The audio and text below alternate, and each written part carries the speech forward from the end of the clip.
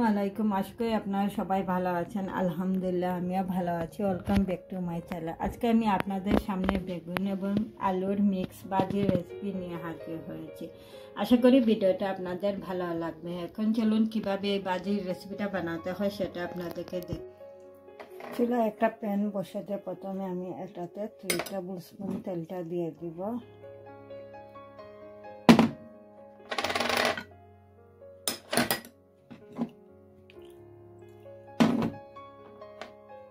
Table spoon তেলটা দিয়ে দিয়েছি। এখন তেলটা গরম হওয়ার জন্য একটা অপেক্ষা করব। তেলটা গরম হয়ে গেছে। প্রথমে দিয়ে দিচ্ছি 1 টিস্পুন জিরা এবং তারপর এটাতে দিয়ে দিচ্ছি বড় একটা পেঁয়াজ।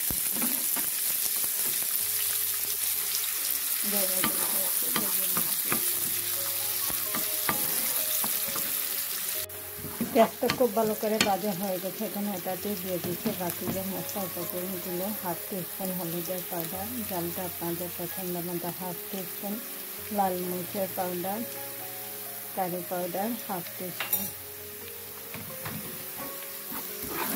জিরা বাটা সবগুলো একসাথে ভেজে নিচ্ছি এবং দিয়ে দিচ্ছি একটা টমেটো কুচি।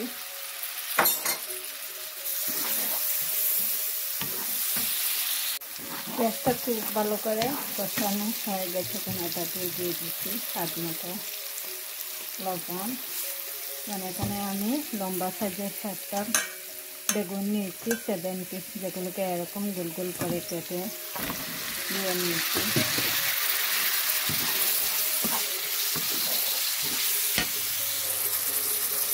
বেগুন এবং আলুর যে মিক্স ভাজিটা রান্না করার জন্য আমি এখানে 2টো আলু এটাও পিস পিস করে কেটে নিয়েছি। সব কিছু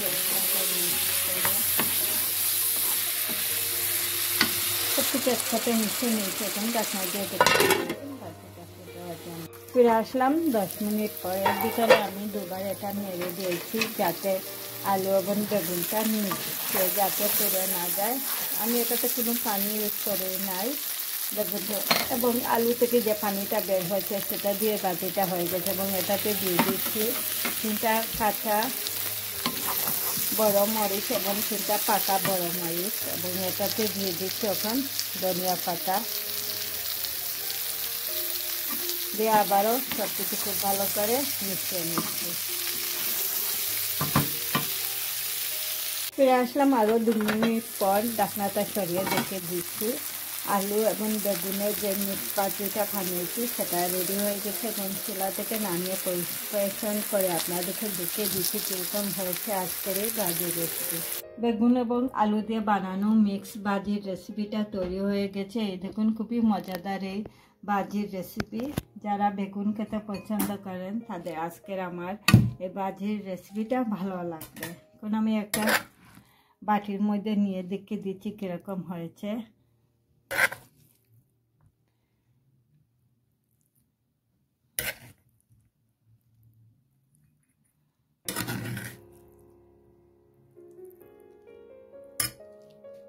বেগুন এবং আলু দিয়ে বানানো মিক্স ভাজির রেসিপিটা আমি একটা বাটির মধ্যে নিয়ে নিয়েছি। খুবই মজাদার এই ভাজির রেসিপি। যারা বিভিন্ন ধরনের ভাজি খেতে পছন্দ করেন তারা চাইলে আমার ইউটিউব চ্যানেলে আরও অনেক ভাজির রেসিপি আছে, চাইলে সেগুলো দেখে নিতে পারেন। আর আজকে আমি এটা সাদা ভাতের সাথে পরিবেশন করেছি। আপনারা চাইলে রুটি, পরোটা, নান রুটি সব কিছুর সাথে এটা খেতে পারবেন।